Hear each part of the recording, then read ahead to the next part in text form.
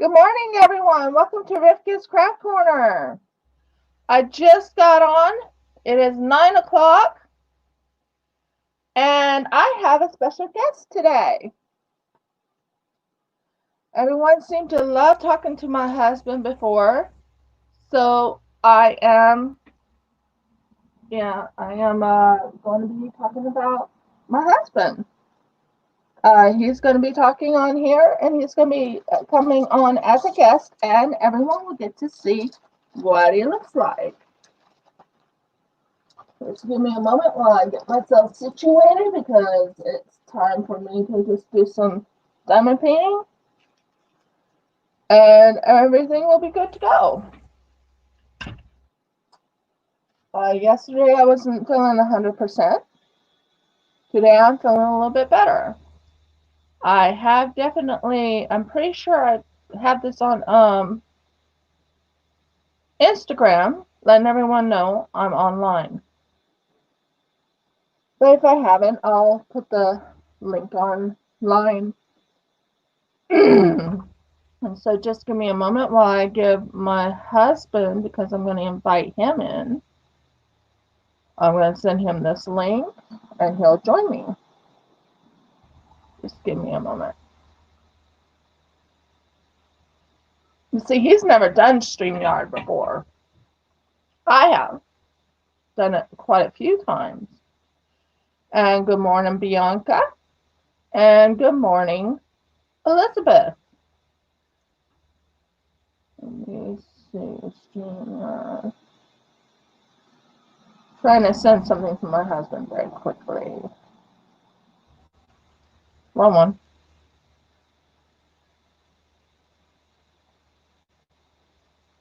I already have some questions to ask him, and he's willing to answer them.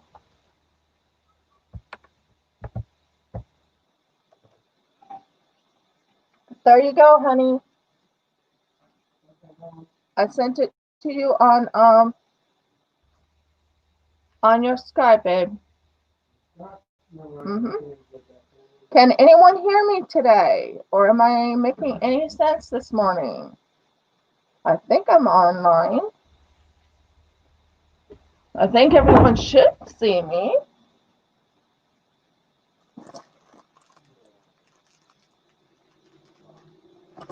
And we definitely got mail, honey. My husband will come on after we get the mail. I don't think I started late. Let me double check on online. So I know I set it up at 9 o'clock. Everyone was early. I don't think I set it up at 8 o'clock because I said 9 o'clock. But whatever. Good morning, everyone. Welcome to Rivqyah's Craft Corner. Today, I do have that special guest. My husband's right now getting the mail, and then he'll be coming on.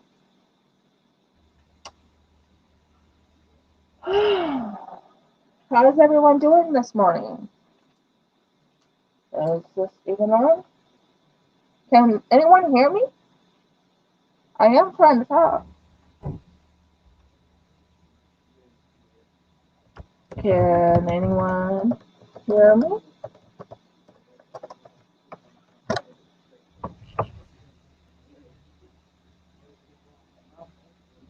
Okay, cool. Awesome. Thank you, Elizabeth. I was kind of worried there because no one, I didn't know if anyone could hear me or not.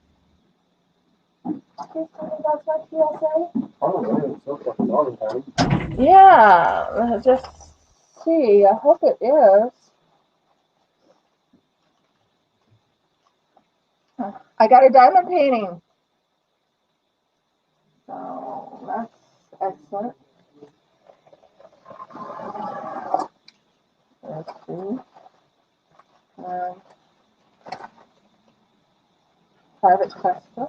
Oh. Who is this?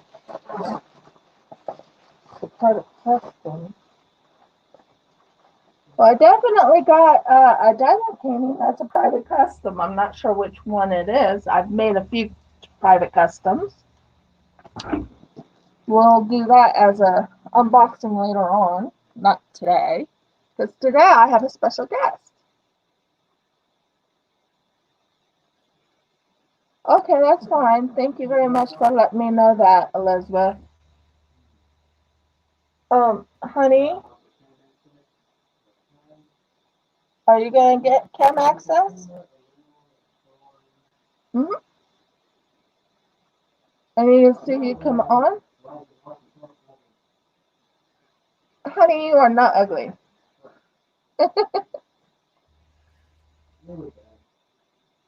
I'm waiting for him to get on. I'm waiting for him to join. Okay, so we have a special guest that's coming on. Everyone wanted to meet my husband. So, yeah, today you guys get to meet my husband.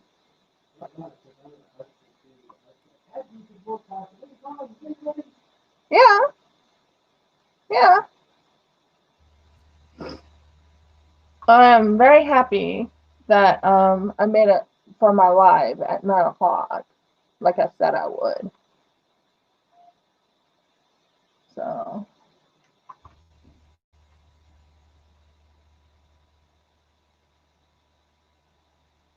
give me a minute. My computer's a little slow this morning. I had a little bit of pain last night, so I was like quite. I had to use, I guess, a heating pad on it.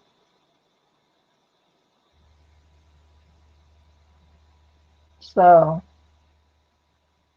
yep, there I am. And it says it's live now, and I have the special guest written down. So when he's ready, I will add him in. Yeah, I see you on there, hon. I'm just getting everything situated. Oh, what a beautiful morning! The sun is shining. The beautiful birds are chirping. It is a beautiful morning.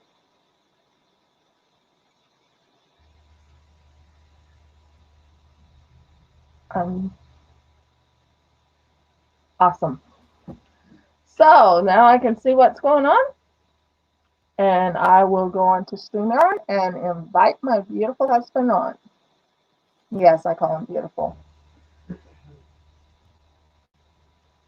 And this goes on to Instagram. Come on, stream. Now, add to stream. There I am. Scary. You are not one bit scary. Put it on mute in your area. I'm talking about on your YouTube if you're on YouTube. Not on StreamYard, but on YouTube. Hold on, let me get my I can close YouTube. I'll close all the other things. How's that? That'll work. Then we won't worry about it. Yeah, sounds good, honey. We have this one open. I mean, I don't want. I mean, I've watched how Crashly and her husband Kerwin does it, so I think I can do it. I hope. There you go. Awesome. So, if you're nervous, let me know. No, not nervous. Okay, cool. I said you're nervous. Yeah, I am quite nervous. Without you. Yeah, well, you married me, honey. Well, you know, it's a good idea. Okay, so let me send something on Instagram to let everybody know that I'm live.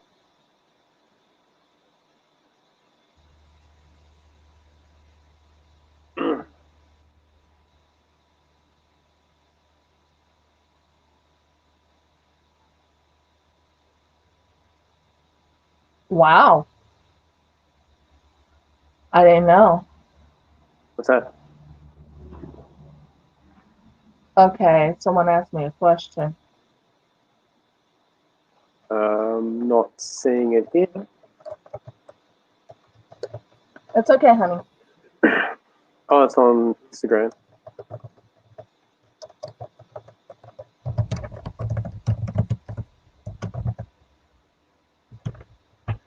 Okay. Okay, that's quite interesting. I was checking something on Instagram, and well, to explain, I was checking to put something on. Good morning, Beth. How are you doing? Morning, Beth. Now you got to meet. Now you get to meet my husband. Everyone, this is Jeffrey, my husband, who's such a wonderful husband. Every morning, every morning, and I'm feeling better than I did yesterday. Much better. She could hardly eat yesterday. Oh, I can barely hardly eat today, too, honey. I only see my comments. I don't see anyone else's comments. Well, that's where I want you to go on, so you can see YouTube, so you can see the comments, honey. So, oh, okay. Oh, I get it. We'll do it that way. Yeah, but make certain to turn off the volume on YouTube. That's what I did. Alright, so do that. On to YouTube. Oh, that's good. That's good. What did you have for dinner? What are you having for dinner? And we're good. And how is everyone today? How are you doing, Elizabeth? How are you doing, Bianca? And how are you doing, Beth?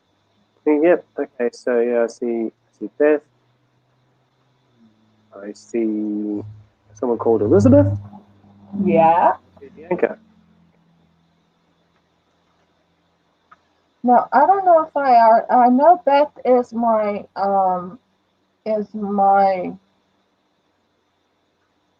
my admin, not admin, but moderator, and you're my moderator, honey. Yeah, no worries. Okay, cool. So we got something fun to talk about and everything. Like I said, I'm doing the interview with my husband.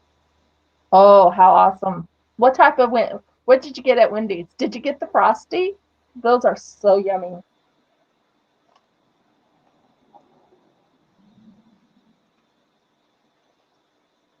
So, as I was saying, my husband has to take the phone for a second. Hello, Jeff. Good thanks. Oh, that looks like it's extremely painful. My guest will be back after he's done with the phone call, because we have to go into town today because he's going to be getting some boots. And I think he's supposed to get some pants. I'm not sure.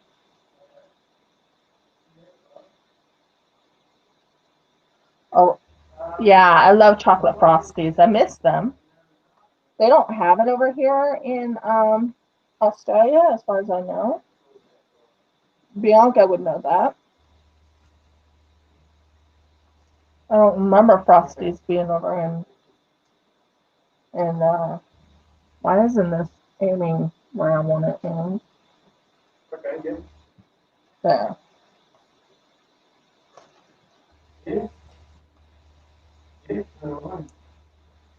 My husband got a job.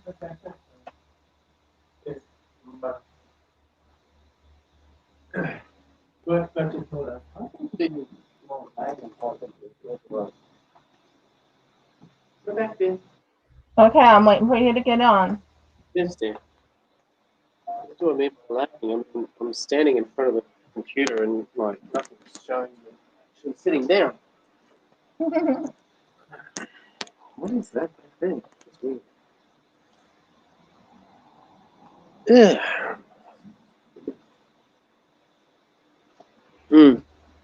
I am a little shocked when I checked on Instagram because I have a mystery diamond painting set up with Sherry, and when I was on there, she told me she went up in size. Hi, Carolyn. And yeah, I was like really shocked because when I went on Instagram, I was looking at it. I got a message, and she says, "Oh, um, we agreed on 40 by 60," and she told me she got me a 60 by 80. I'm like, what? I already paid for a 40 by 60 for her because that's what we agreed on. But she says not to worry about it. She's okay with it. But it's like, hi, Robert. Hi, Robert. So yeah, I did not even know what to say or do about it because I'm like, I already bought your mystery diamond painting already, and it's on its way. So yes. That was a little bit of a surprise to me to find out it's a 60 by 80 when we agreed on a 40 by 60. And I kind of got a little bit worried there. So yeah. Hello, Carolyn. And anyways, as I was just saying, my guest for my show is my husband, Jeffrey. Yeah, well, your husband is lagging about 15 seconds behind. This is going to be interesting. Yeah, it will be. It will be very interesting. Um, I'm getting a new camera. I already talked to my husband about it. I need to get the webcam that is autofocusing because this webcam doesn't autofocus. So I'm just living with what I got right now. Um, so we're going to start by interviewing my husband. And if you want to tell them your age, honey, you can. Oh, I'm sure they can look after themselves.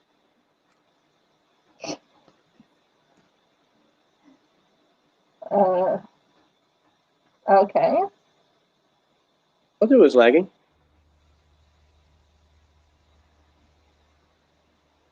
And it has like a 15-second lag, even when I was trying to do it before. Yeah. That's awesome.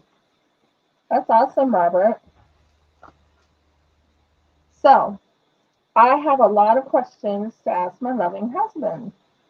I know it's not about me and him. It's mostly about him because he is the guest. Have you heard my voice at all? Because I've been talking half a dozen times and it hasn't come across. Well, I'm hearing you fine. Okay. I can hear it. I can hear when you're talking, and I can hear the background. Okay, well, can anybody else hear? I believe they can. Everyone, can you hear my husband speaking?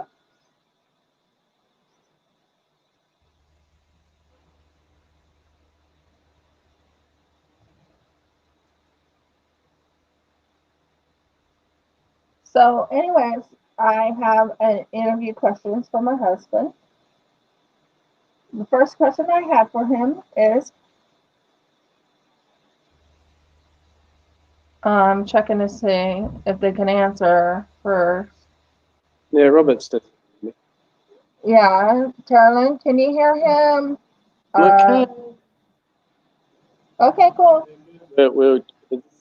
I hope the answers make sense when we're talking about them, that's all. Because if we're like 15 seconds behind, that's going to get tricky. They're not 15 minutes. They're not 15 seconds behind on their end. It's just on our end. It's called. Okay. So don't be too worried about it. Seriously. So, question number 1. Where were you on the night of October the 15th, 1992? What? No, that's not. Oh, that's right, you're asking, not me. Sorry. I did not ask you when you were born, and you were never born in 1992. I didn't say when I was born. I said, where were you on October the 15th, 1992? It's a completely random question. Okay. Good morning. Okay, that kind of took me off by surprise. She's not going to be awake for a couple of hours yet. She's doing this thing in her sleep. Anyways, back to what I was saying. Where were you born? Well, according to my parents, I was born in a hospital bed in Dalby, which is a tiny little town in Queensland, which is a really, really large state in Australia, which is a really, really large island continent on Earth. Most of you probably know where Earth is, so I won't bother explaining that. Okay. And I was going to ask you about your trip in Thailand. I have done 3 trips to Thailand, but we discussed this earlier, and I think you want to hear about the first one. So the first one came about, I did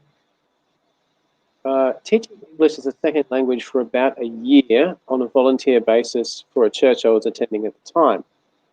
And so I would go every Saturday morning and I would teach people who were going to university. Most of them were going to university in Australia and trying to learn English. Some of them were people who were trying to learn English so they could fit into society a little bit better. This was in Brisbane. So I've got a really mixed range of people. But a lot of the people, for some reason or another, were either from Thailand or South Korea. I did meet a very interesting couple from, well, they were from Germany, but to be honest, they looked like they were from South America. I mean, they had the whole Latino look going on, the tan, everything. They were about, I don't know, late 30s, early 40s. And they had some amazing stories of their own. They did, I think they did a walk of about 900 kilometers throughout Spain one year. So well done if I could walk that far, even if it did take them about a month. That sounds very interesting. Oh, should have spoken to them. I think their names were Mark and Britta, I think. But we're talking about, must be nearly 20 years ago, so I don't remember everything. Well, the reason why I chose this subject is because my husband has a lot to talk about Thailand, and he went there twice. So that's why I chose this subject and asking my husband to talk about Thailand. Yeah. Well, I got along with students, you know, the men and the women both. And one of the girls was actually attending the same church. 2 of them, actually, come to think of it. And one of the guys. So when they went back to Thailand and said, Jeff, you should come visit at some stage, I said, sure. I kept in touch with all 3 of them. And actually a couple of other people. And so when the opportunity came up, I decided that if I was going to Thailand anyway, I was going to do a tour. Now, the tour would have taken about 3 weeks. I arrived about 3, maybe 4 days before the tour and stayed for a couple of days after the tour. And Honey, yes, dear. take it off of the because I think it's skipping your voice a little bit. Everyone, would you agree that it's skipping his voice a little bit? Okay, what have I got to take off? Take off the those earbuds or earbuds and see if maybe they can hear you better or without the earbuds. I don't think they'll be able to hear me at all without the earbuds.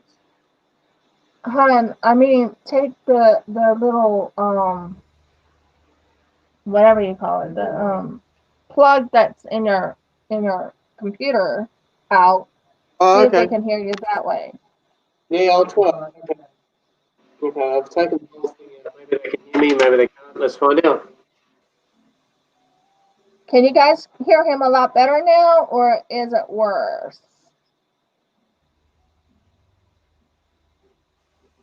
Speak, honey. Earbuds are out, so whatever works. I think I hear you a lot better now.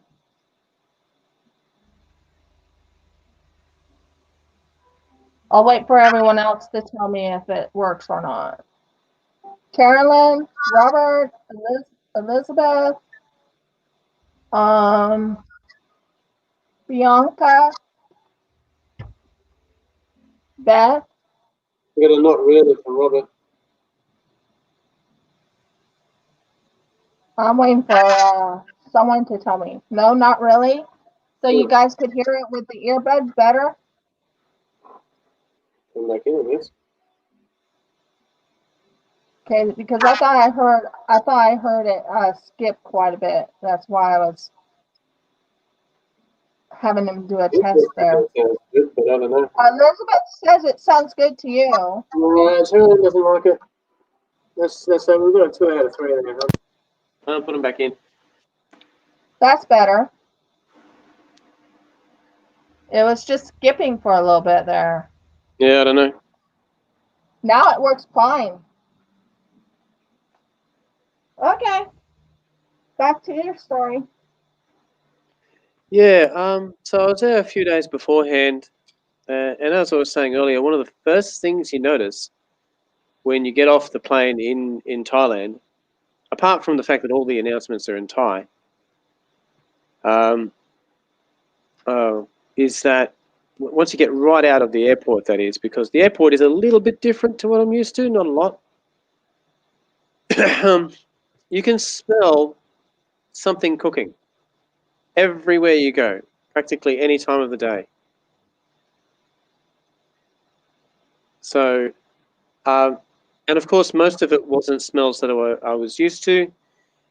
And I'll tell you for a fact that genuine Thai food is not exactly the same as what you might get in Australia. Or even in America. Probably not. The Thais like spicy food, but that's not entirely true of everything that they cook. What the Thai people that I've found, they like an intensity in their flavour. So they like their sweet to be really sweet, they like their sour to be really sour, and they like their spicy generally to be really spicy. There's always a very, very strong flavour in Thai cooking, and they like their little bird's eye chilies. So people who like their chilies, nice place to visit. Don't like it, there are some other options.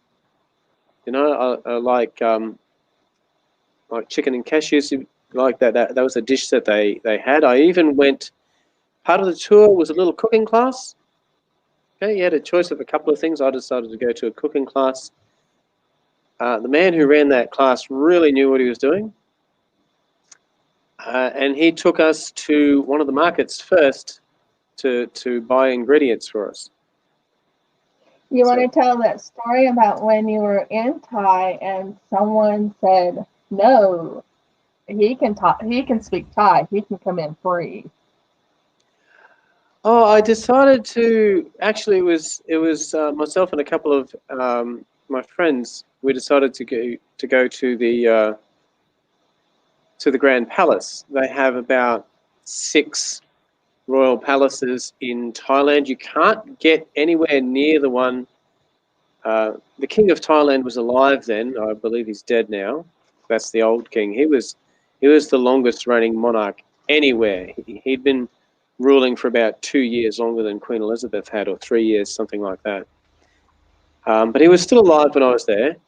And no, I didn't get to meet him, but you would see pictures of him. And if you went to the movie theatre, they would always play this little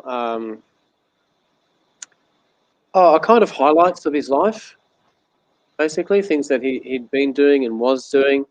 And then you would quite literally, stand there with your hand over the heart for the national anthem before the movie started. Everybody in the theatre did it. You would be watching the same kind of normal ads, which most of which I didn't understand because they were in Thai. Subtitles are a wonderful thing. It's actually where, believe it or not, I got to see the movie Iron Man.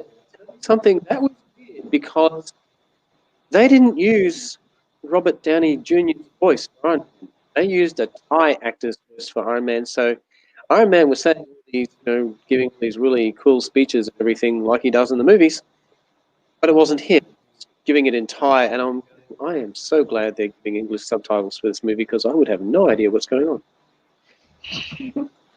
But one other thing, if you go to a movie theatre in Thailand, the one I went to was actually in a shopping centre. You know how they do the advertisements for movies outside before you go in? Well, in Australia, you can show G, PG, unrated, and MA15 being advertised. But I, for example, saw a couple of horror movies advertised that I'm pretty sure should have been rated R. And yet there's, families walking past. This isn't a food court. So it's not like it's in a tucked away area. It's also in a food court. So people can just look up and have a look and probably, if you're 3 years old, be scarred for life. I don't know. But that was a real surprise to me. I didn't really ever get used to that. But I was mentioning the food. You can have other alternatives. Like I said, most of the shopping centres, if you go in, there'll be, you can maybe find McDonald's. That's your thing. You can find a Kentucky Fried Chicken with a couple of extra interesting items on the menu. And of course, like anywhere else, you can find food from all over the world. So if you want to try Indian cooking, now the Indian cooking actually is genuine because there is a small but fairly significant population of Indian people in Thailand, and I can remember telling my friends about it when I met up with them. I said that I had Indian food, and they considered Indian food to be spicy. They were amazed that I'd eaten the stuff. And I thought to myself, you're kidding, right? Because you guys eat with chilies. The Indians, at least, I have a choice of maybe butter korma chicken or something if I want something a little less spicy. But I like spicy, so that was good. One of the tips I give for people, if you go trying to eat the street food, first of all, wait and look at all the street food. And it doesn't really matter if you can't identify what's in it, unless you're on a particular diet and you're allergic to something or there's something that you don't particularly go for. But otherwise, my best advice is look at the place with the longest line. Okay? And I can Hi, even Melly. remember, hi Melly. Most of the places you go to, they will speak at least a little bit of English. But I can remember one place where I didn't speak any Thai, they didn't speak any English.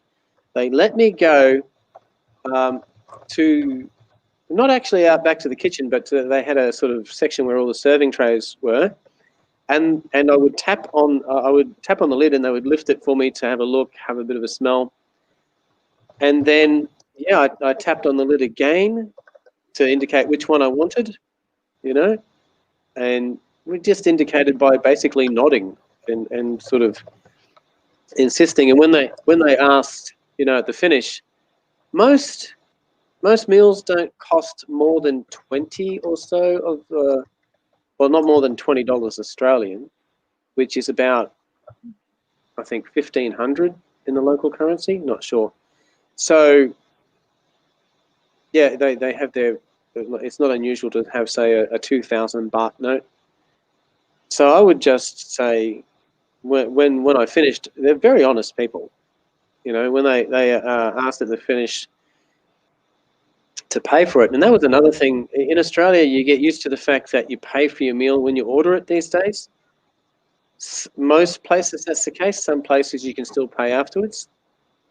But there you can actually literally order, sit down, they'll bring it out, serve you, and then you go up and pay afterwards. And I just handed over the equivalent of a 50,000. I think it's a 50,000 baht note, and they just gave me change. And I'm going to be really sorry when a lot of these places, I hear, for example, India is going cashless or trying to. And I think, what are you going to do when they do? Will every tourist have to have some kind of card? That was another thing. I did manage to get money out of the local banks. The bank that I use here in Australia has, what would you call it? I guess they have some kind of arrangement with one of the main banks in Thailand. And as long as I went to an ATM that belonged to that bank, I could get cash out, which was great because I needed to do that a few times. Most of the time, you can pay for stuff with debit card or credit card. What about those lovely massages over in Thailand? One of the things to be aware of, you're better off going down the beach where they have an open air tent. Okay. Otherwise, they actually assume you're there for special favors, shall we say? And you have to say no, and I'm not providing a tip, kind of thing, because although the interesting thing about it is a lot of it is. Oh, that would be cool, Carolyn. I'll be looking forward to that. It's almost like some of it's almost like doing special stretches, like for sports and stuff. As in, they'll get your leg and twist it up as far as you can to try to get it up, near your butt. So there is a lot of stretching, like grab hold of both hands around behind your back and pull back as far as you can. And I think they're either waiting for you to, scream in pain or something to go snap. I'm not sure. But I was in my thing. I mean, I tried now a little bit more, but and it was funny. There was one time my masseuse was trying to got me to cross one leg out straight, my knee up over my other leg, and my knee raised, and she was trying to push it back towards the bed, which they didn't have a massage table. They used beds. Sorry to tell you that because it's kind of weird, but that's the way it's set up. Freaky. So I didn't know what she was trying to do. I thought I was supposed to hold resistance, and she wasn't expecting resistance. She was expecting to be able to push my knee down. So she actually fell backwards slightly, and she had to rely on a little bit of English that she had, which said, "Please relax your leg." So I did. I was there for about 4 weeks. I only got 2 massages during that time. I got my one and only pedicure during that time, and I swear those people took a potato peeler to my feet.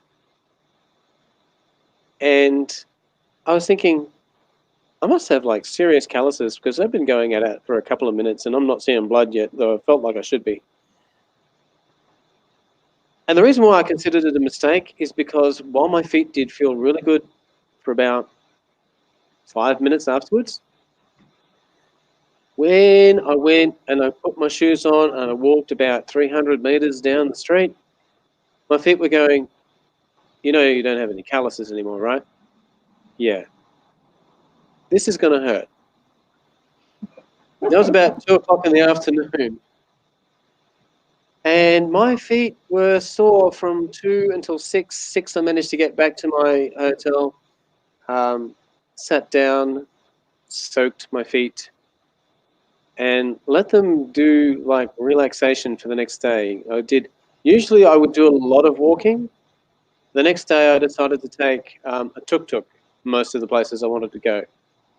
Okay. And tell me about the when you're over in Thailand, what type of toilets they have? Is it like the bidets or is it like regular toilets? Some places have bidets. Most of the places that you go into do not have toilet paper. Most of the time, the water comes practically all the way up to the seat. And in order to deal with things, basically you have to learn how to, there's a little bucket beside the toilet. If you're really, really lucky, it's got warm water in it. Most of the time you're not lucky. It's got a ladle in it, and you have to learn how to scrub your backside. So, and there's a towel and stuff to dry off, but if you get it wrong, it's not too big of an issue. You know, I advise wearing like really absorbent boxes. I don't know what the ladies are going to do. Has anyone on here ever been to Thailand? I had the main reason we chose Thailand is because my husband's been there twice. So we were trying to decide how to do the interview. And I was like, I think Thailand would work because of the fact that, well, we were trying to make it, decent and long. And he's a good talker. That man knows how to talk. And yeah. So the other thing is, why did you go to Thailand? Well, as I was saying before, I had friends who I made them at church, and I also made them at the English language lessons that I was giving. And I think I just finished working for someone, and it didn't look like, and it didn't look like getting any more work anytime soon. And I had a fair bit of cash saved up, so I thought, you know what, I'll go visit these people. I called them up.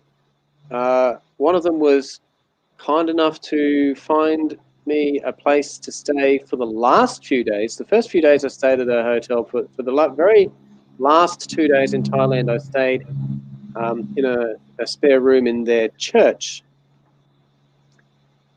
which was good. Well, I mean, I slept on a mattress on the floor, but that was okay. I didn't mind that back then. And yeah, I went to Thailand mostly to visit them, but I also gave myself the chance to have a really good look around Thailand. Most of the time was spent around the capital, which is Bangkok, which in their language originally means olive grove. I don't see a whole lot of olives there now, but must have been a really, really pretty bit of farmland, a couple of thousand years ago. Now it's a massive, sprawling city. During the tour, they would pack us out. There were about 15 people on the tour. Okay, so one was a mother with her 2 grown sons. They were about early 20s. I generally got a room to myself, but I got along with this other guy, and I still keep in contact with him. And he's actually gone back to Thailand. He does teaching English as a second language over there, and he's been doing that probably for about 10 years now, and he really enjoys Thailand. But I shared with him on the tour a few times. There were two married couples, one couple younger than myself, one couple older than myself. The couple that was older than myself, the man was really tall. He had some serious problems getting around in Thailand because most of the Thai people are about 5 to 5.5 feet tall. And I can remember one time where one of the ladies and one of her friends, this was when I was not on tour, they got me on a bus. They took me to one of the local markets, and I couldn't sit. I could not sit at the picnic bench. I had to sort of half shimmy into it, get one leg in, and the other leg had to sort of hang out the side. And I was sitting about a foot lower than I would here in Australia. So I'm mostly speaking to Americans, so I'm using the word foot, but it's about 30 centimeters lower down than I was used to, which they thought was funny because they both sat in just fine. But I was glad I had them with me because, you know, anytime I wanted to ask about something, they spoke English and Thai, so I was good. The Thai language apparently is reasonably easy to speak, and I can probably give you a couple of phrases. Like I know, for example, if someone asks you, I can't remember the word for the phrase for do you speak Thai, but the answer is nip noi, because that means no, not much. But if you want to buy something, for example, you ask how rai, which means how much. And then, of course, you've got to learn all the numbers, which, you know, more than 20 years later, I've forgotten. I don't know all the numbers anymore. And whenever you're buying something in Thailand, most of the places you go, I mean, if you're buying food, you don't. But if you're buying something on the street, and there's lots of street vendors, haggle. The first price is not the fixed price.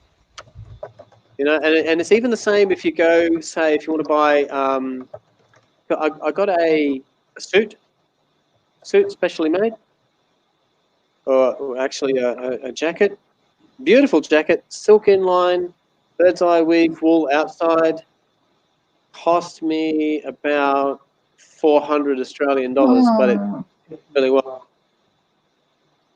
Really well, they did a beautiful job. And I still have that.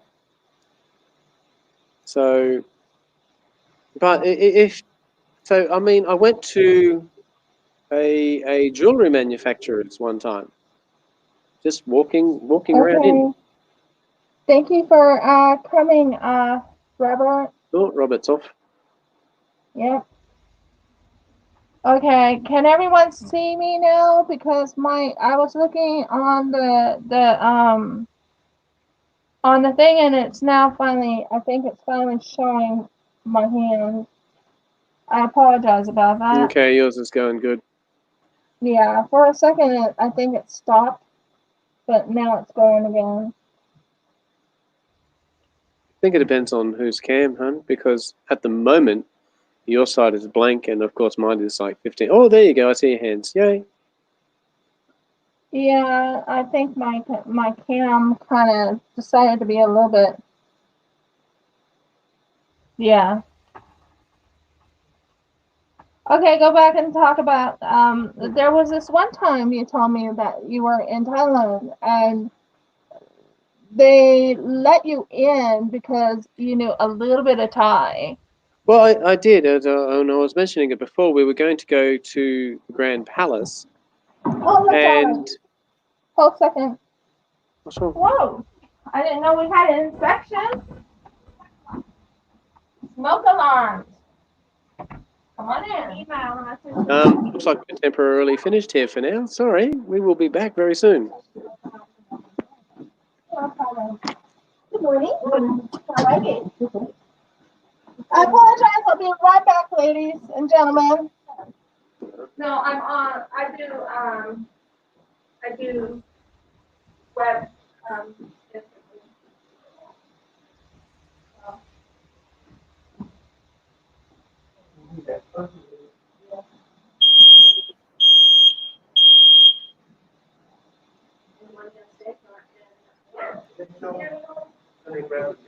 Yeah. I didn't know we had an inspection, but then I was looking, believe it or not, I was looking in the email.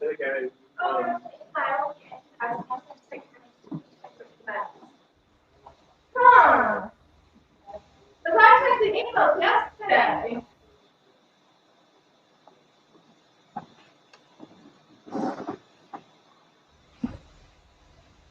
I apologize about that, ladies and gentlemen. We had a surprise inspection. It's okay. It worked out fine. They were checking they were checking our smoke alarms. So I apologize about that. I didn't expect that to happen. So yeah. And I guess if they're doing inspections now, getting close to inspection time, then most likely the lockdown has slowed down around here, which is nice.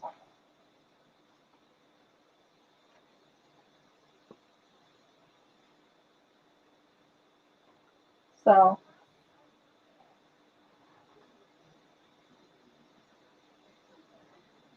anyways, as I was just saying, that's what happened. He'll be back. I apologize about that. Like I said, we did not expect a surprise guest. That was our landlord. My husband and I rent. My husband and I rent a 3-bedroom, 1-bath house, and it's what you call a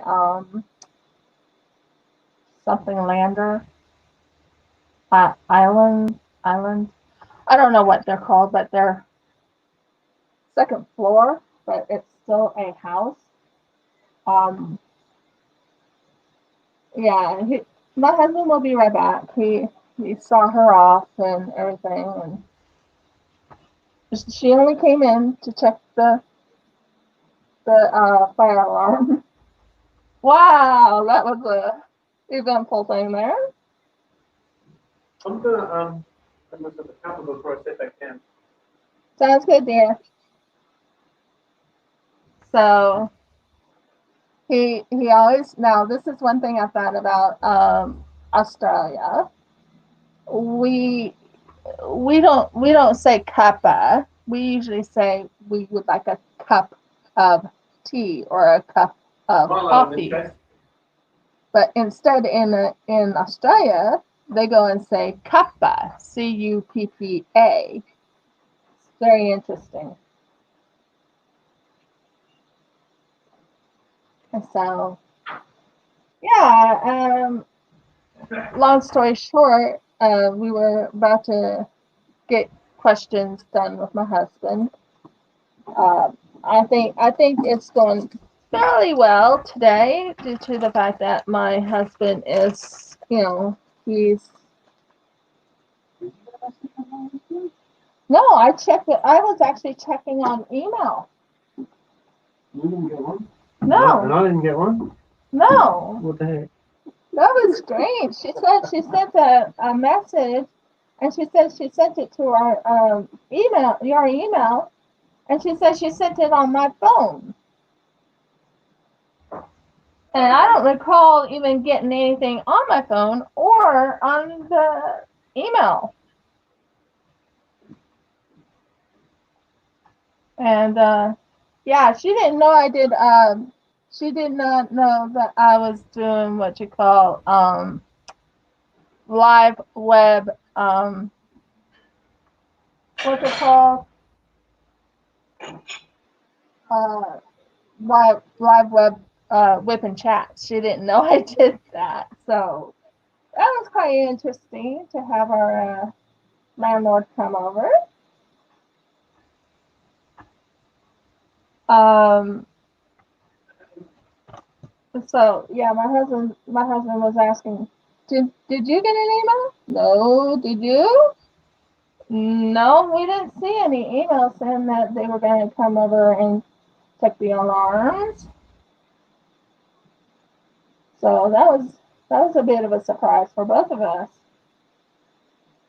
Uh, oh, thank you, Terrelyn. Yeah, my husband has a lot of stories he'll tell you about in Thailand. One being that he got an inclination to buy something that he didn't know nothing about. Um, and this is before him and I ever met. You see, I never met him until, oh, when was it? 2012 is when I met him online. And I moved here in 2013. Been happy ever since. But yeah, it's just a lot that happened there. And,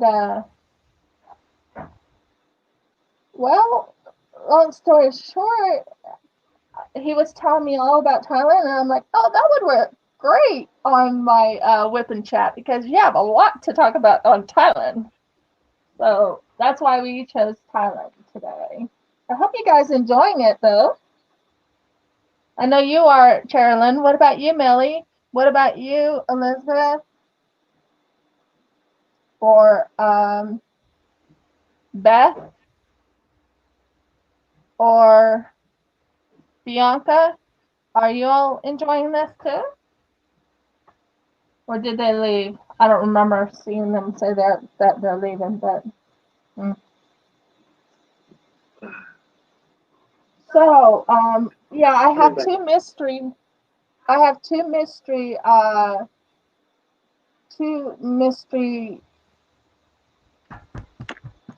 diamond paintings I'll be doing. One is with a person in Australia, and the other is with Sherry.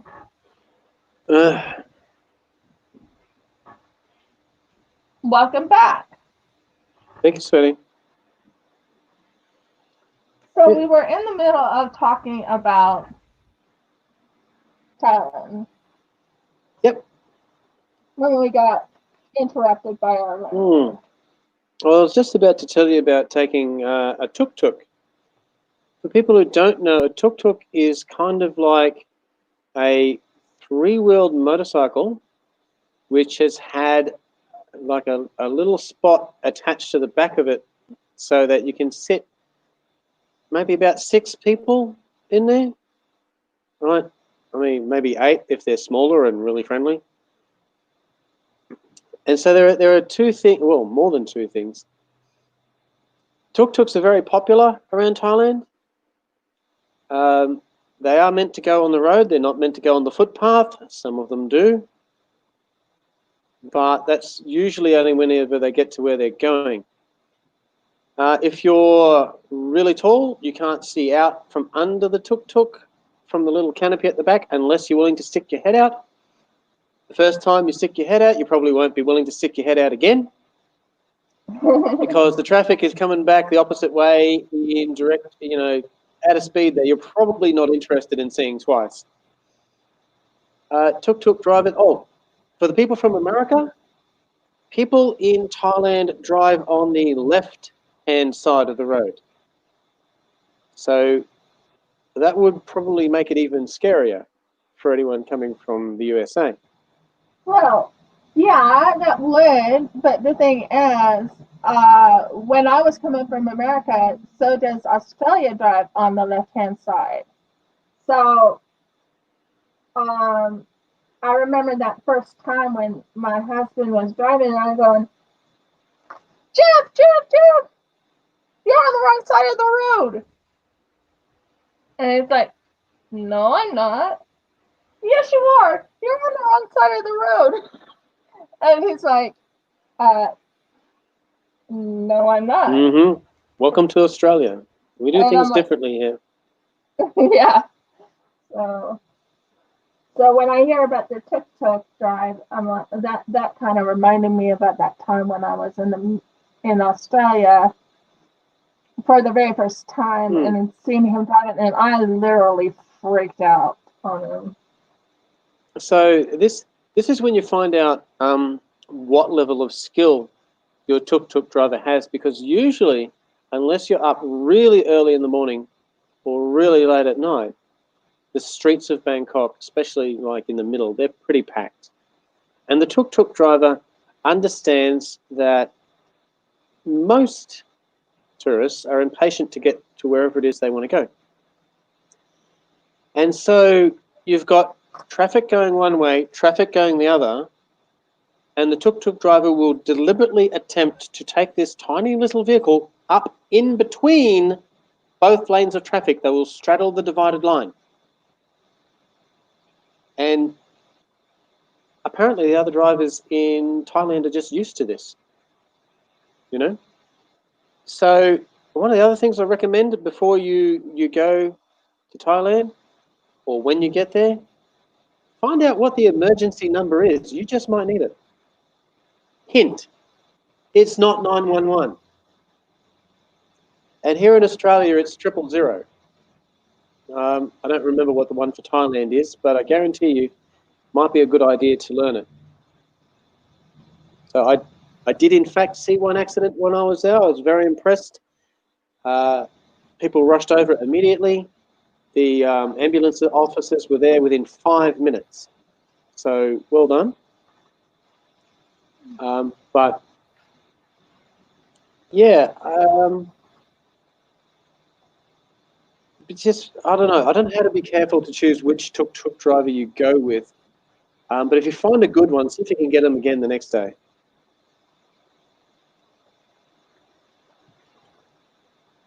Another thing you'll learn is that tuk-tuk drivers often get little kickbacks from wherever they go. So if you let them, they can be fun.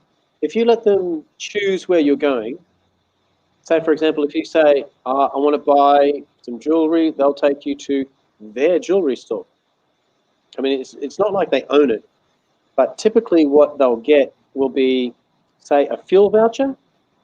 They might get a 2,000 baht fuel voucher for their little tuk-tuk, or they might get some cash, or say one restaurant that I went to, I'm pretty sure they took him out the back and gave him something to eat while I was buying something to eat at the front.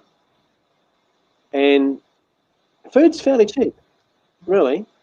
The cheapest thing, on average, generally speaking, that you can buy is you can buy a bowl of soup for the equivalent of about $1. You can buy a typical takeaway meal for about $5. Isn't that how much it is over in Australia too, huh?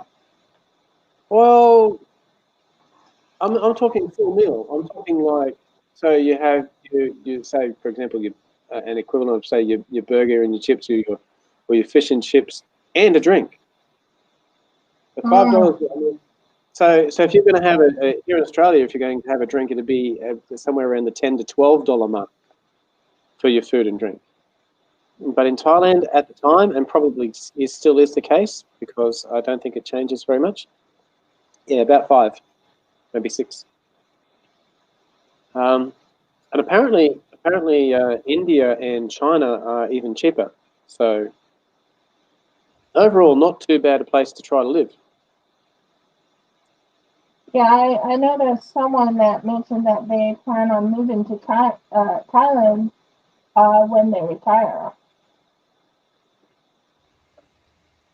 Yeah, well, I assume they've looked at, rents, and if it were me, I would probably go to Chiang Mai. Chiang Mai was one of the little places that I visited while I was there. It's small enough to have like a kind of country feel, large enough to have pretty much all of the amenities. When I was there about 20 years ago, not quite, you could go on the internet. They still had internet cafes then. You could go pay for 10 baht.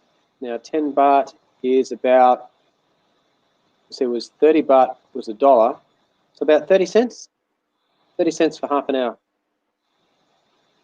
Hmm. You Can you go could, on an elephant? yeah, part of the tour, we went to, I won't call it an elephant preserve, though it probably was. Back in the 1980s, the King of Thailand made a law that said elephants were no longer permitted to work. Okay? Which was a problem at the time because they basically either had to find something else for the elephants to do or just let them go. And a lot of the elephants weren't used to living without humans to look after them, so it's probably a bit of a mess there for a while. But there are still some places where they have elephants, and while it's not a circus per se, you can feed the elephants. You can. I watched one little baby elephant doing paintings, and then they sell the paintings. Now the elephant can't do much except for move its trunk up and down, and spatter a bit across. So they showed us this elephant painting lines on the paper and then spattering across the top, and they said, "Those are trees." You can believe it if you like. I personally didn't. And I didn't buy a painting either, but I did. You do pay a few baht to feed the elephant if that's what you want to do. But another part of the tour, a little bit further out, you could actually get and ride one of the elephants. They would get there was a little seating arrangement up there which would fit 2, maybe 3 people on it, and that was fun. Because we got up there, you're just riding along through not quite jungle, a bit more open than that. The one in front of me had 3 of the girls on it from the tour, and it was a little bit more impatient than the one I was on because when they stopped at a bit of a platform, so you could just climb off the back of your howdah onto the platform and then down the stairs. Well, I climbed off, got down, got my camera out, and I'm glad I did, because the one behind me decided that it wasn't going to stop at this little stair construction. No, there was an elephant in front of it getting off, and it decided, you know what? I'm just going to sit down. And the girls on the back weren't ready for it. Nobody fell out, but there was a lot of screaming for a short time. And they tried to get it to behave, and they did manage to get it back up on its feet, and then it sat down again, and they had to get it back up again. They finally got it over the platform and got all 3 of the girls off. And I think they enjoyed the elephant ride, but I don't think they enjoyed the finish. So, Yeah, one of the Carolyn says it sounds like driving in California. Hilarious. yeah, tuk-tuk. Yeah, they're a little independent, You'll be happy to know that most of the places they don't have regular crossings. They realise that the streets are too wide. There's most of the main streets are at least double lanes both sides, so you've got 4 lanes of traffic total. And so what they do, some places, one of the really main ones is 8 lanes across. In those places, you've got to find a little area near the crossroads. Sometimes it's halfway between the streets, but most of the time it's at the crossroads. And you have a pedestrian bridge. So you find the spot, walk up the stairs, walk across the street, back down the stairs. You'll get fit after a while. Or you can do what some people do and take their lives into their hands and try running across the road. I don't recommend it. Bad idea. You can get unfit very quickly doing that. So probably no more dangerous getting around than most cities. There was even a few times I walked back to I never got back to my motel after I did once. I went back after 12 one time, or after 1 in the morning one time. Most of the time I'd be heading back to the motel, say about 10 o'clock or a fraction earlier. And I didn't have any problem. I do know one thing, there's no such thing as unemployment in Thailand.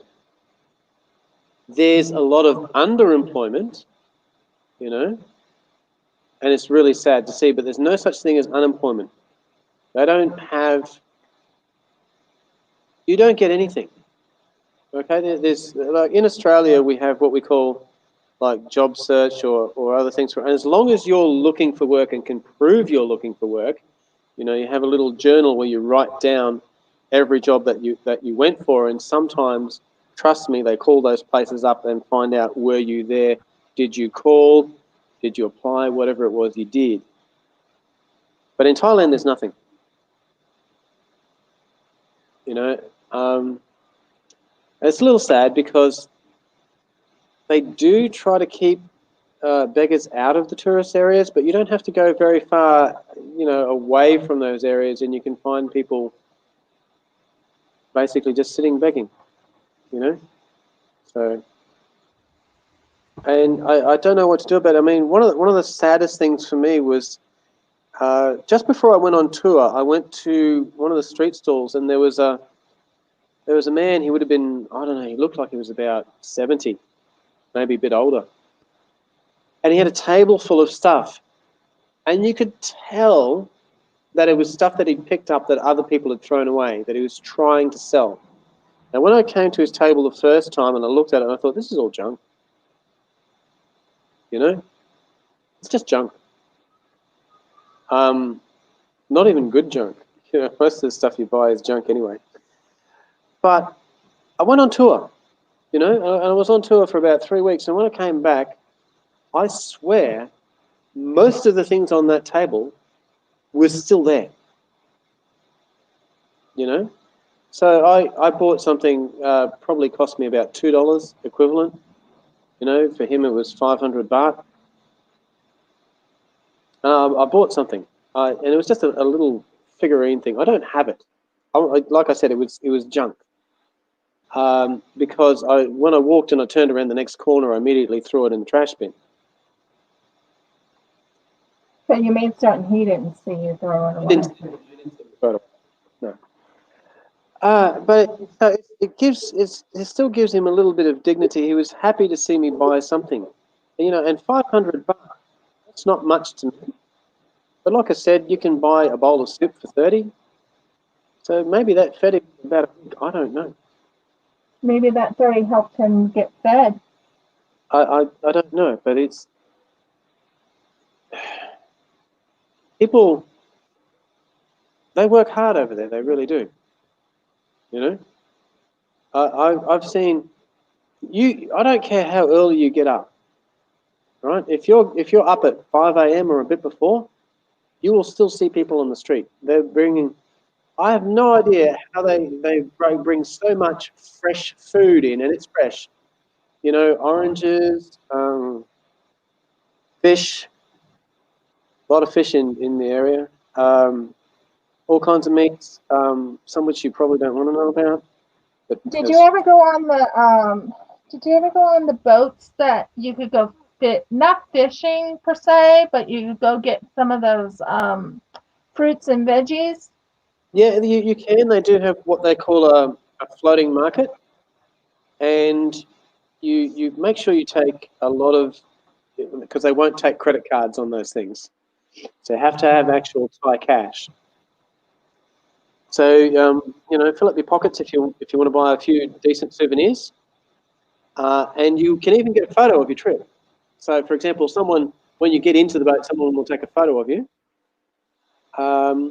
I bought a couple of things, you know, one of which I gave away. That was cool. Didn't you also get something, even though you didn't know you were going to have a wife? Did you get something? I did. I didn't get that. I didn't get that at the floating markets, though. No, but that's an interesting story. One of my last days in Thailand, I ended up in a jewelry manufacturer, and I'm walking around their little showroom section, And some people believe in the Creator, some people don't. I do. Okay, and I called my Creator God at the time. These days I call him Rivqyah. But I won't say a voice. No, I won't say I heard a voice because I didn't. But it was like a thought in my mind which said, get that for your wife, which was a crazy kind of thought because I wasn't married. Not then.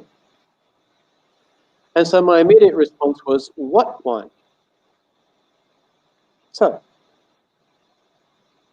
what I got then was a vision of a lady's face, and mostly just the eyes. Okay? And I got the same thought, that wife. Now, the eyes were made up. They were slightly oriental in appearance. They had like a gold sort of makeup on the eyelids. Gold tinting on the eyelids. And I was thinking, well, if that's my wife, looks like I'm going to get married to one of the Asian people. No. But I bought it anyway. I did haggle for it, I admit it. It was a nice little necklace with tiny little emeralds and rubies and diamonds on it, in little flower design, and I bought it. And that was the first time I got any indication of who my wife was going to be. Now, when I first started dating Rivqyah, obviously she's not Asian, so I was thinking, okay, I got a false vision or something. But a bit less than a year after we got married, we only got married in the courthouse, local courthouse. So we decided to hold a ceremony. We held a full-on Hebrew ceremony, and that day, my wife put on the exact same eye makeup that I saw in the vision. And the lighting was exactly the same for our first dance. And I remember this. I remember this because he's like, oh, it is you. I'm like, yeah, it is me. And then he had to explain about having that vision he never told me about. And I'm like, oh, okay. It is me. But he was a little surprised when he said, it is you. I'm like, yeah, it is me. You married me. Well, he married the one that he had seen in the vision that he didn't know he had married until we did the renewal of vows after a year of being married. We were supposed to do a renewal of vows this year, but we weren't able to. There was this virus thing, and they didn't want more than 10 people together at a time, which wouldn't have worked out too well. No. And there's this whole social distancing thing. I don't know how this relationship can possibly continue with people staying 6 feet apart. It's just not going to work. So, not practicing social distancing, or even when we go out for that matter, we don't care. We still hold hands. We still embarrass people by kissing on the elevator or the escalator. Excuse me, no, we do not do that. Yes, we do. We kiss. Don't tell me we don't kiss on the elevator. Yeah, but not with people watching. There's a whole shopping center. You think somebody can't see? Not when the elevator is completely closed. No, when the elevator's completely closed, no. How many of you are like, putting hands over your ears and going la la la la la la la la right now? Probably a few. That's about all you're going to learn about our habits, trust me. So yeah, back to Thailand. We took. Hi, John. Oh, there's Jen. There you go. But yeah, we went rafting down one of the rivers. We stayed overnight in one of the Karen villages, and they were different. They're very colourful people, or at least the clothes they wear are. They have a different language. They have a slightly different lifestyle.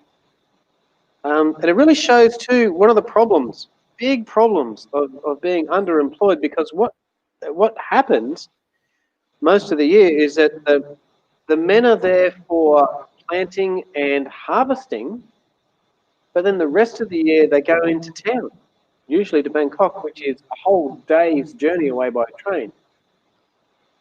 So most of them have, little places that I guess they all share in town. I can't imagine how they deal with their family split apart, for up to 6 months at a time.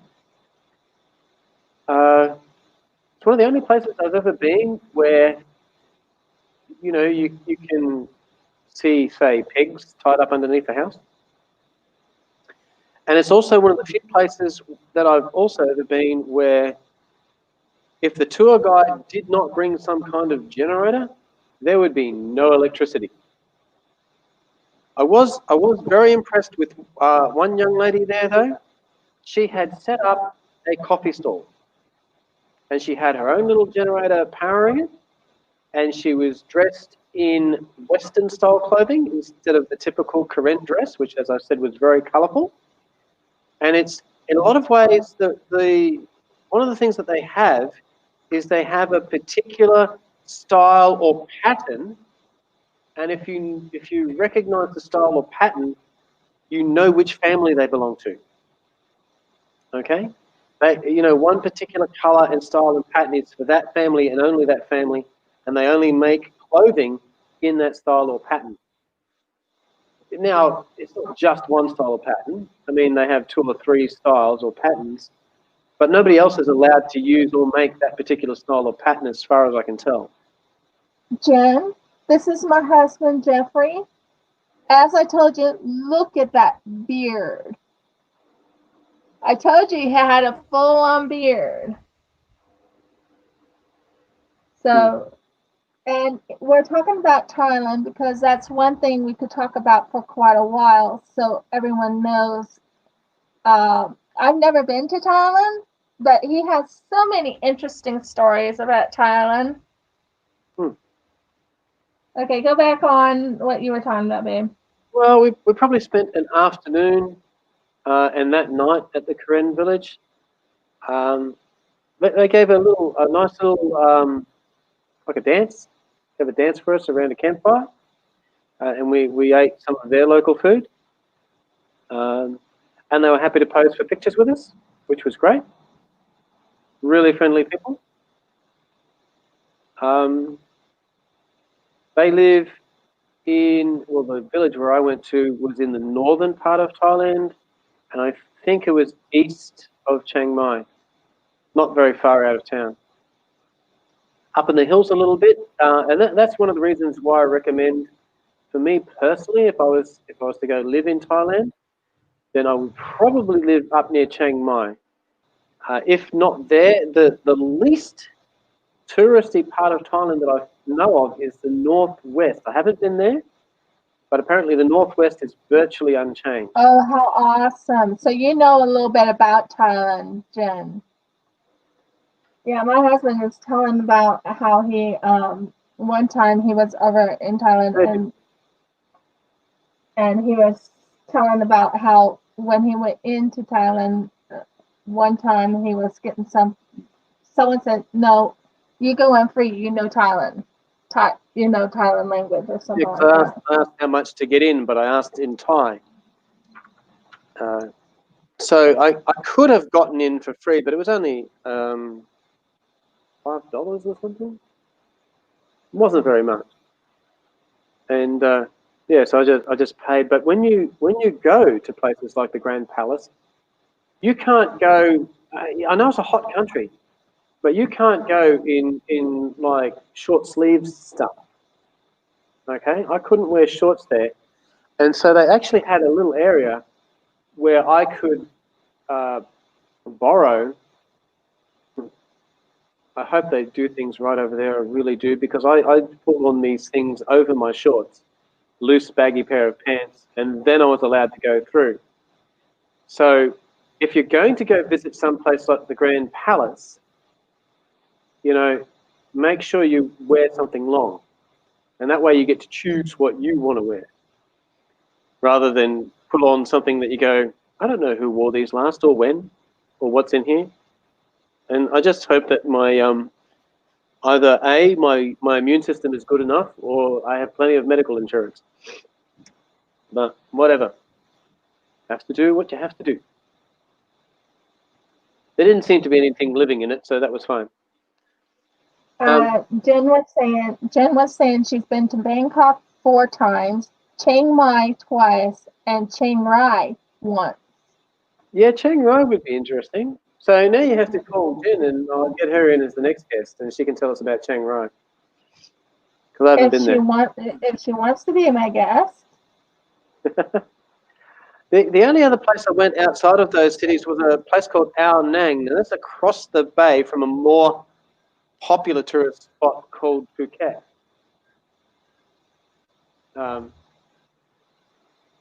That's very touristy there. I want to go there. I don't like really touristy places. But Ao Nang was pretty good. Ao Nang, though, was also... Now, I'm from Australia. We are used to a lot of sunshine. But believe it or not, it's a few times in my life that I've been sunburned. So I was sunburned at Ao Nang. Yes, dear. Speak a little slower because you were cutting out.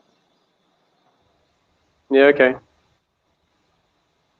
Okay, keep talking about it, but I'm just saying speak a little slower. Ao Nang was a very nice little seaside town. And it was a good place to go to with a tour group. You can go there. There's one place, there's one bar that the younger people decided to drag us along to, and they got us to do karaoke. Oh, awesome. I don't know when I will do it, but I would love to do that.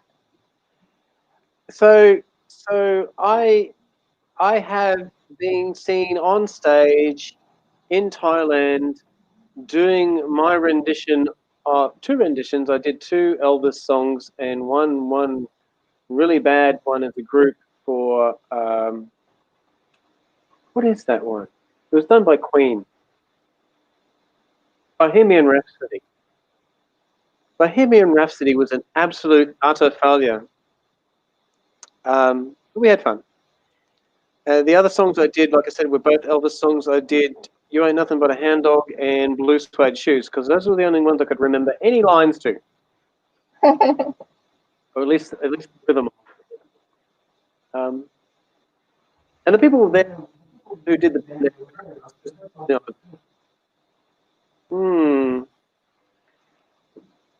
not sure anyone else would have, but they did. So that was all right. And as far as I know, there are only pictures of that. There is no video. I think I'm safe. Yeah, you had one of the Thailand people say that you were like a movie star or something. I did, which was, I don't know, I was in a less touristy area of Bangkok, and this man, he was a family man. He was like, I was talking to him for 15 minutes at least. So I learned that he was a family man. He'd studied some kind of science. I can't remember exactly what. Now he had a job. Everyone did. If you didn't have a job, you didn't eat. Yeah, family man, wife, 3 children, own house. And you have to remember, I was in my early 30s then, and I had the same amount of hair, but it was mostly on my head instead of my face. So, and I didn't have my beard when I was in Thailand. So maybe I could put up a picture at some stage of what I looked like back then. But at one I don't know if we have those pictures. I know we have them, but I don't know where they're at right now. We did so much moving around. So anyway, and this is one of the few times in my life someone's actually complimented me in this way. He asked if I had a girlfriend, which I did not have at the time, or if I was married, rather. And I was surprised by his answer because he said, "Oh, why not? You're handsome like movie stars." Okay. I guess all Westerners must just look like movie stars to you. Go figure. I was like, so there you go.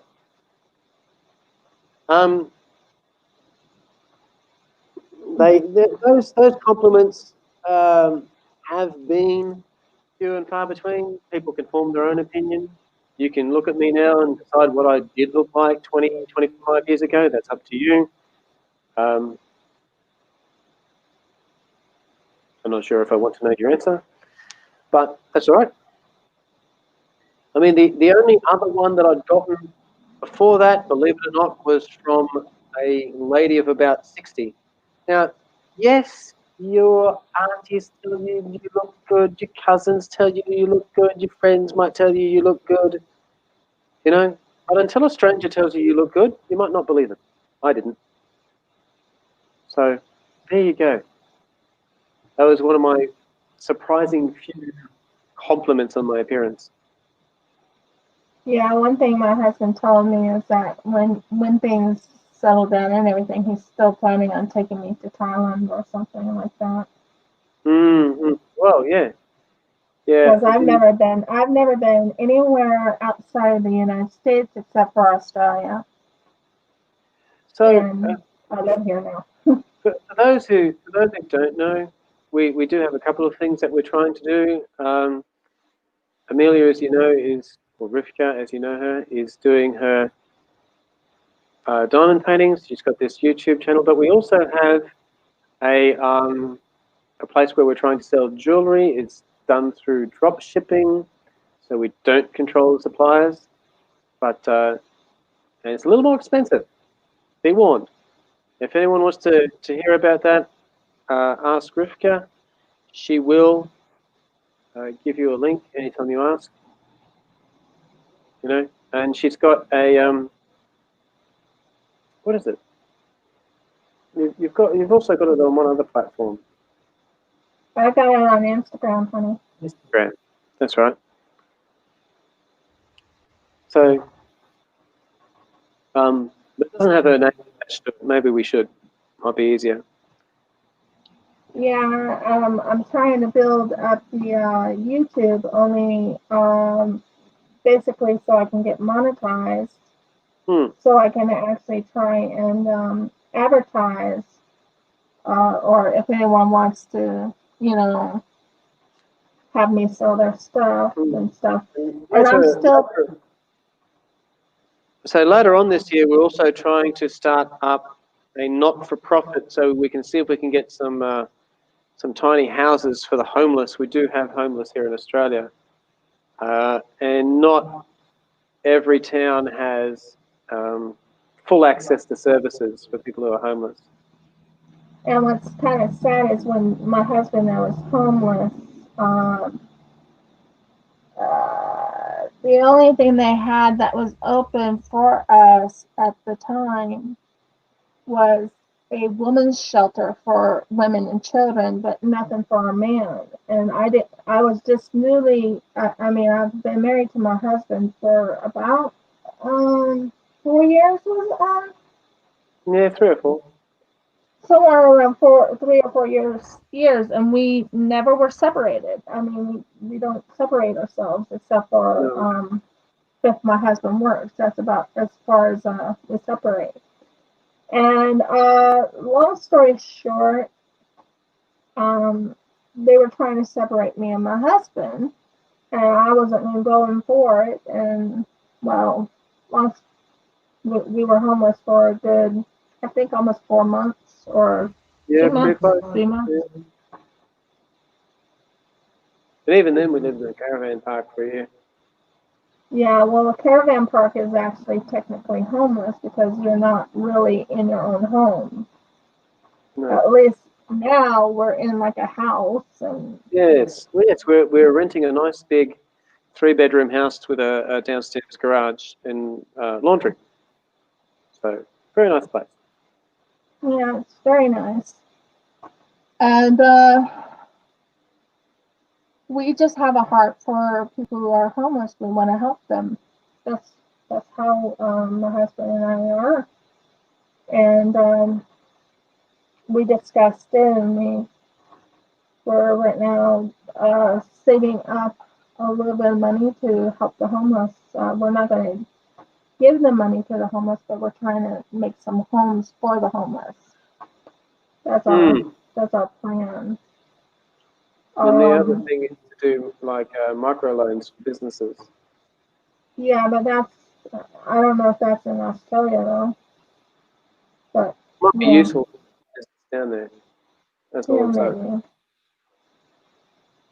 And then another thing we are doing is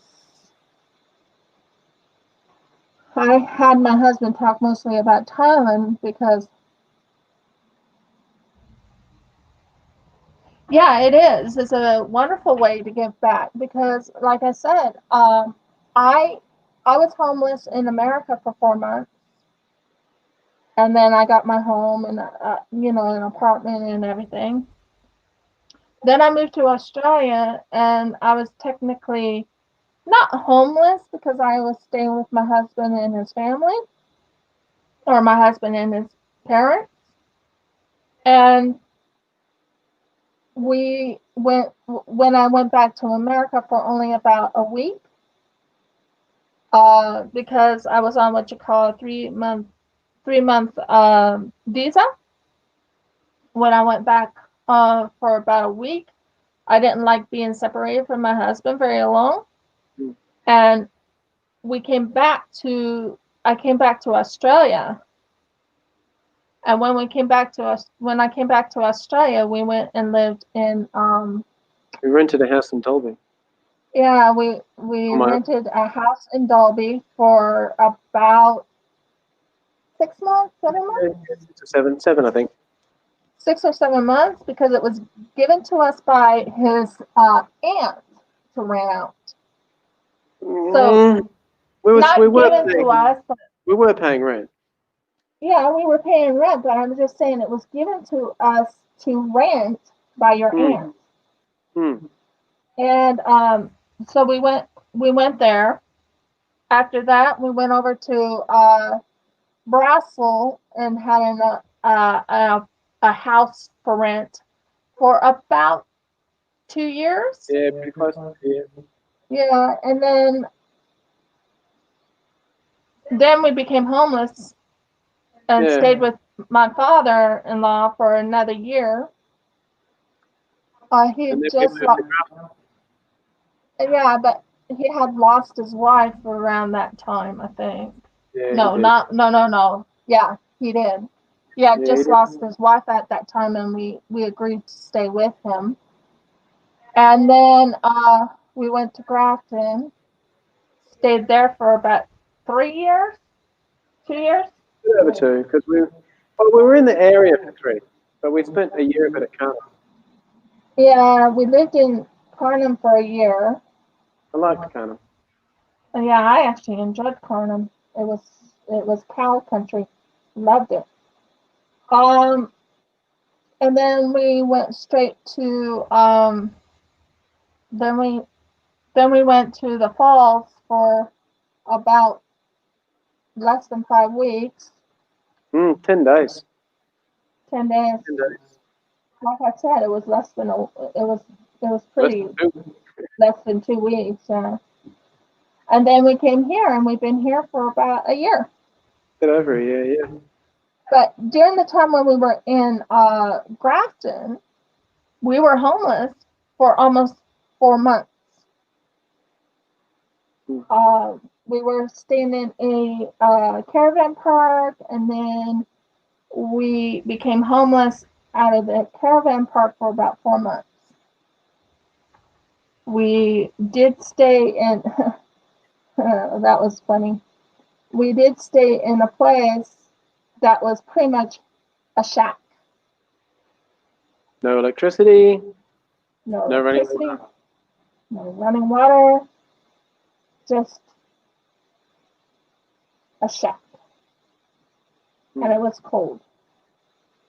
And we put our tent in the shack so my husband and I would be protected because there were lovely, I guess you can say, mosquitoes out there and all types of stuff. So the good thing is that we had a tent to stay in. So my husband and I stayed in tents until we got a place to live. Then hooked up a mosquito net. And hooked up a mosquito net around our bed. Not our bed, but around a bed of some sort. And after that, we went to Carnum and lived there for a year. It was enjoyable living there. Very quiet, very calm. Here it's pretty quiet and it's pretty calm too. We live in like a country-ish area. So, we're in a town of population 900. Probably 902 now. Why you say 902? Because we got here. Oh. And eventually hopefully 104. We'll just keep adding to it. But not yet. And it's pretty cold right now because we're coming into winter in Australia. It's the beard is useful. Keeps my face warm.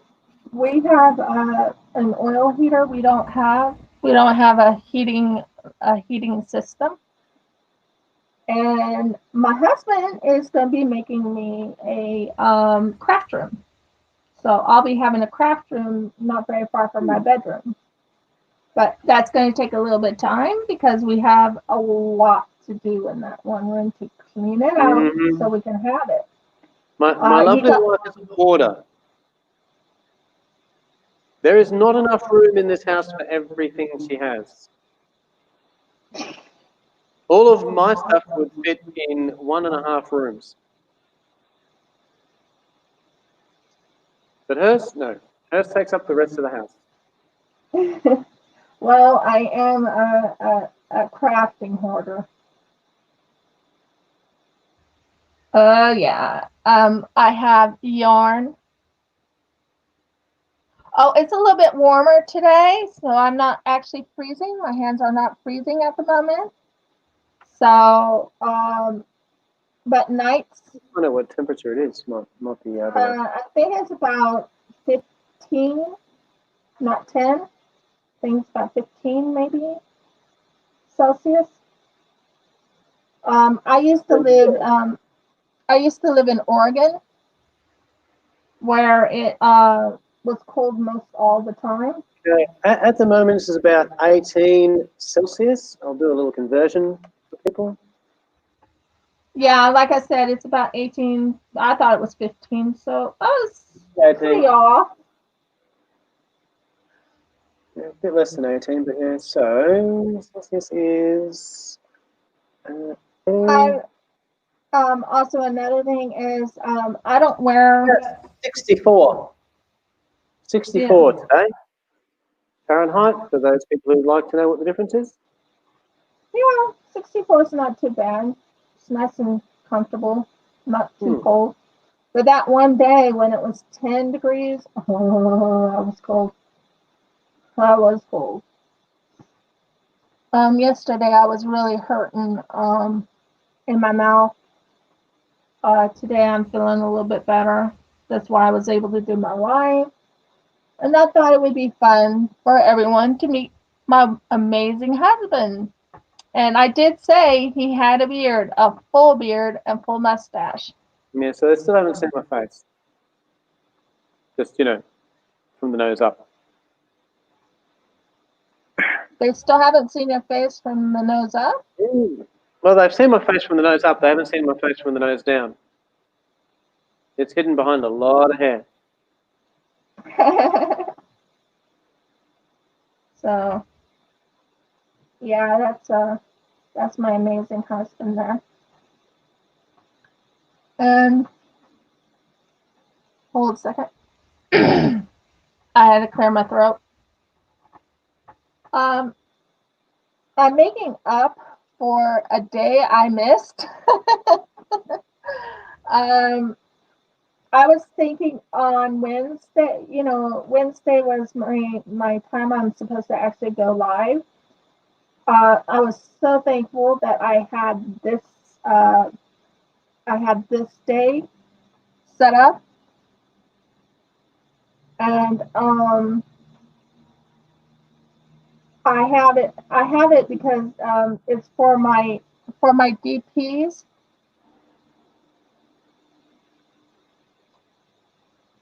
10 to 30 degrees. Yeah, that's pretty cold. That is pretty cold.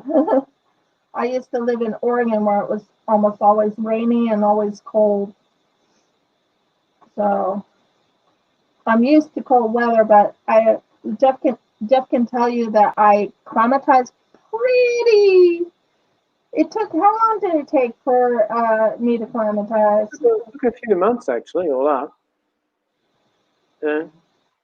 Yeah.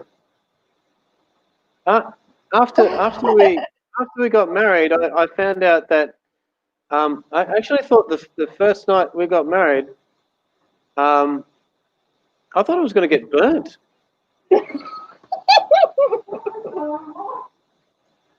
You know, I want to couple up to my wife, nice to, but oh my goodness, I've crawled into bed with a hot water bottle that they boiled the water first. How does she get so warm? But it's just a I guess it's just something that you do when you live in Oregon. You know, I'm pretty sure. I keep telling her that she used to go swimming with the polar bears. She had to.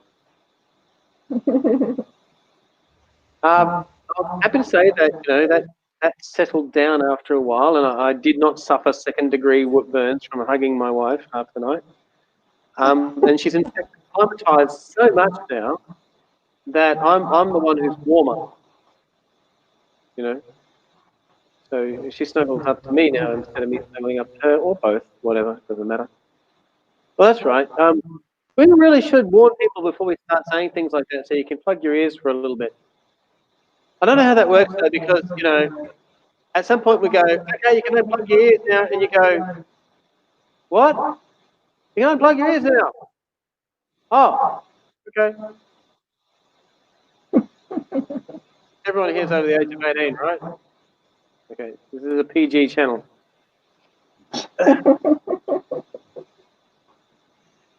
And you can tell he's one that does dad jokes a lot in the family. He's Go practice. Yep, you gotta practice. Mm-hmm. So, we have interesting ideas. We're going to teach the children when we get the children. We're going to teach the children, for example, the Shema, which is where we sing that. We're going to teach them Psalm 93, is it? We've got a song for Psalm 93 as well. Psalms 91. Psalm 91, beg your pardon, you're right, Psalm 91. I'm going to be very, very serious about the Ten Commandments. Commandment, I think it's number 4 or 5. 5, I think. You just have to picture me leaning over a couple of little tiny tots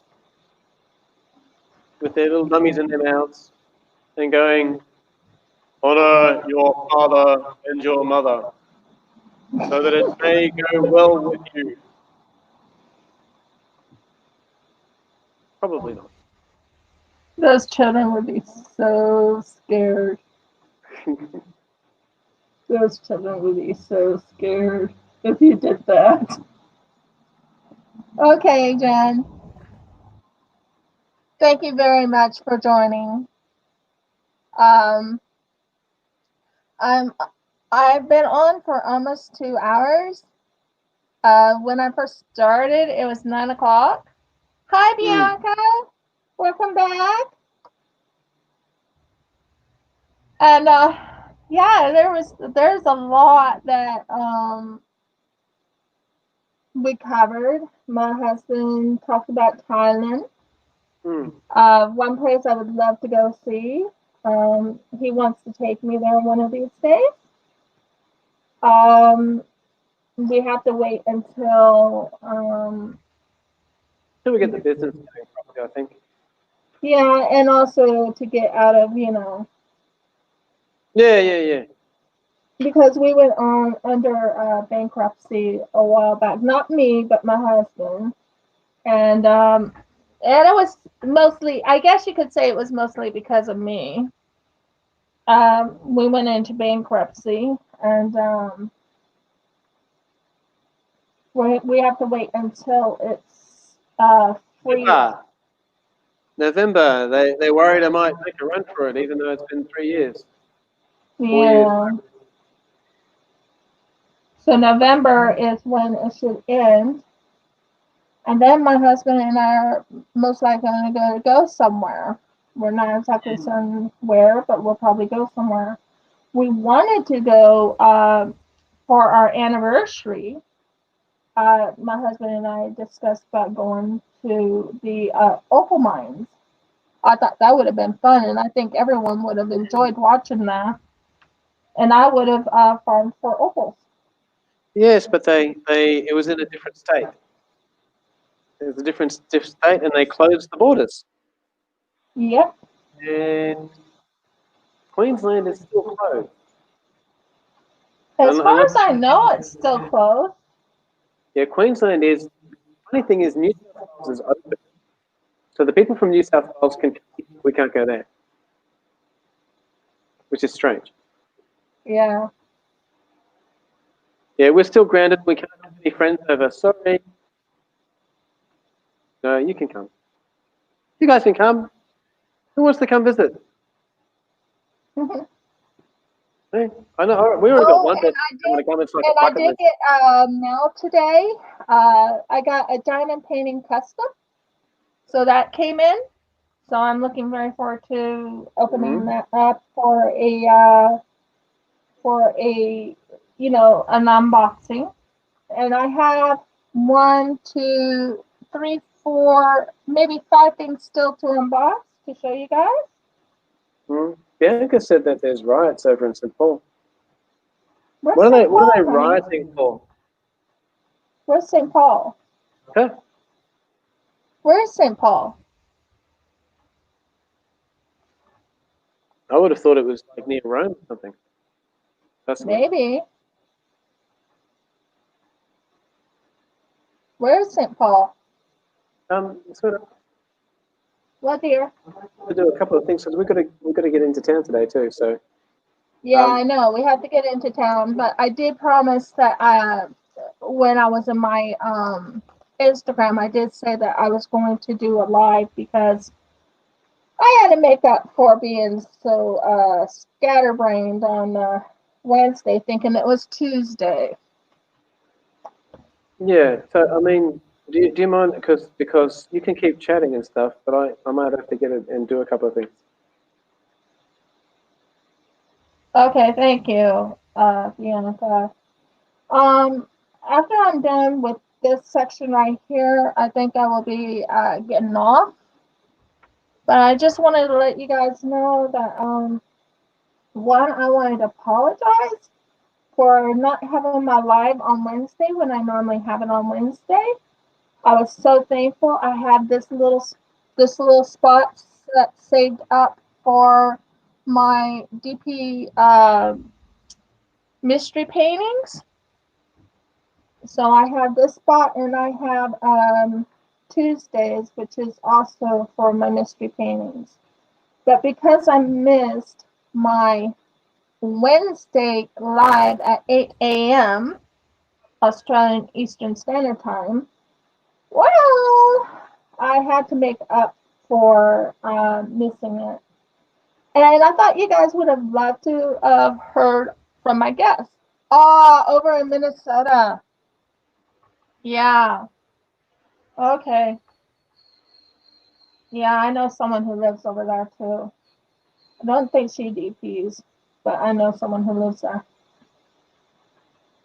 Yeah, I know. I know. When you said Minnesota, I know exactly where that is. Um, as I was just saying, my husband and will have to get going to go into town. I just wanted to finish this one part up on the diamond painting, and then my husband and I will have to go into town. Mm. I have some good news about my husband today. Uh, he might have a job again. So I have to go into town today. I have to pick up a set of work pants and some new work Shoes, boots. Yeah, I've got to work get. boots, yeah. And then there's a job going for forklift and truck driver in the next town over. So it'll probably take me about an In hour to get. Iowa. Hmm.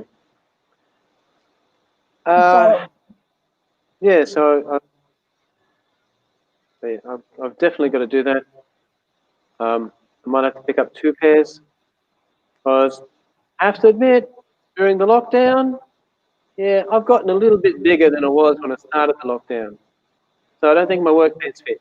So I got to get new ones. but when he starts working and everything, I expect, not expect, but I pretty much think he'll probably lose a lot of weight because they'll have him doing lifting and stuff like that. He'll be using the forklift, and he'll be driving, and he'll be walking a little bit, and that will help him lose some weight too. Um, I'm going to be working on losing weight, although I've been losing weight. I just, especially with a sore tooth, I just haven't been eating. Um, and I See you can't. later on, Monica. Yeah. I hope you enjoyed my guest. I'm going to be kicking him off at the moment because he has a few things he has to do. Right. Thank you. Thank you. You've been a wonderful audience. No applause, please. Just throw money. And good morning, and good afternoon, and good night.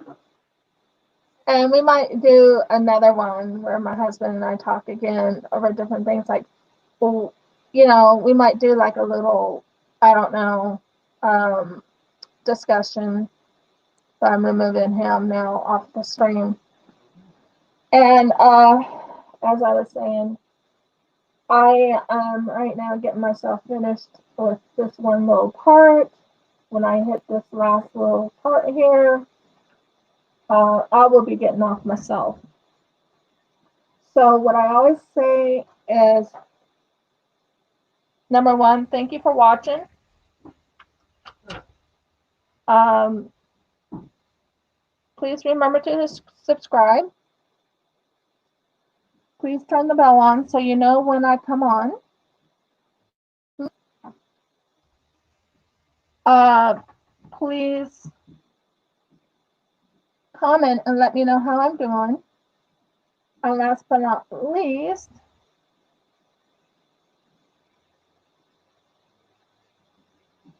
please like and show that you like my videos. If you didn't, that's okay. If you did, that's good too. I still haven't got my TSA, but I'm not too worried about it. I'm just waiting patiently. And for now, this is Rivqyah signing off. Many blessings and shalom.